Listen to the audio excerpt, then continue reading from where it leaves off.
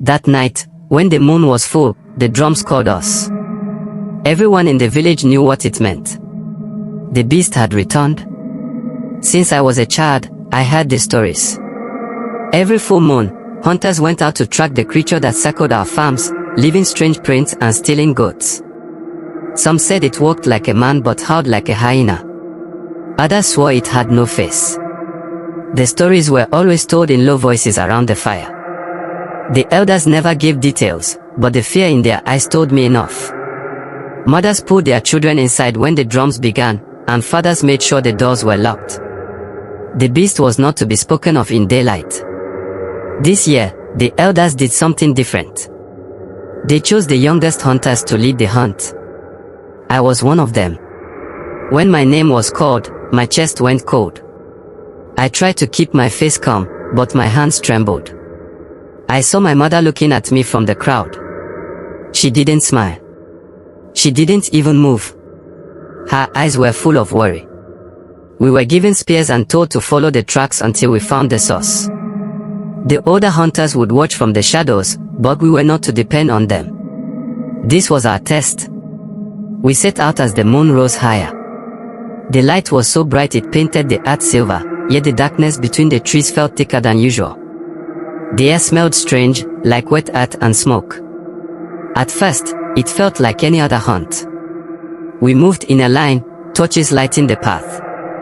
Every step crunched against the dry grass, echoing too loud in the still night. None of us spoke, though I could hear the heavy breathing of the others. Then, we saw them, the footprints. They were pressed deep into the soil, heavier than any man's. Too wide, too long. And at the tips, clear marks of claws. My throat went dry. These were not the prints of any animal I had ever seen. One of the boys whispered, "It's following us instead of us following it." We shushed him quickly, but his words stayed in my mind. The trail led us past the farms. Past the river. Into the tall grass where the wind swayed but made no sound. I kept looking behind me, certain that something walked just beyond the torchlight. Finally, the prints led us to the old graveyard. We stopped.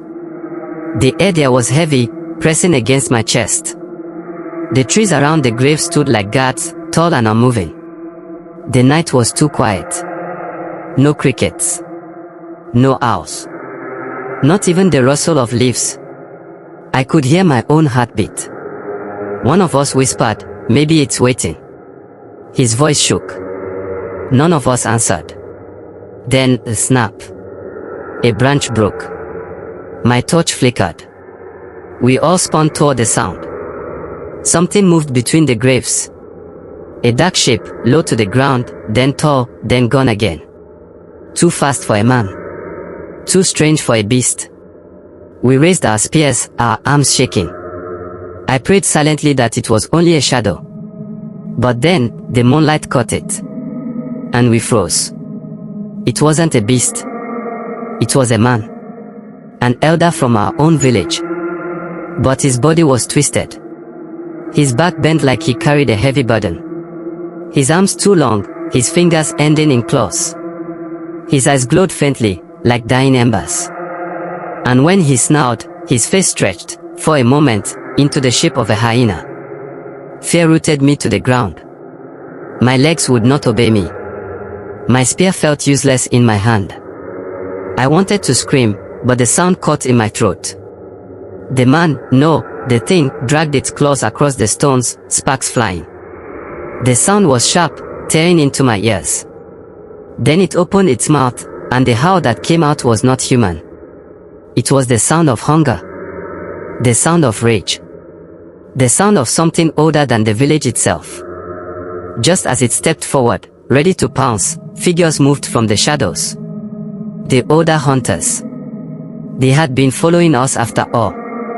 They threw a white powder into the air, chanting words I did not understand. The figure screamed. Smoke rose from its skin. It stumbled, clawing at its face, the glow in its eyes flickering.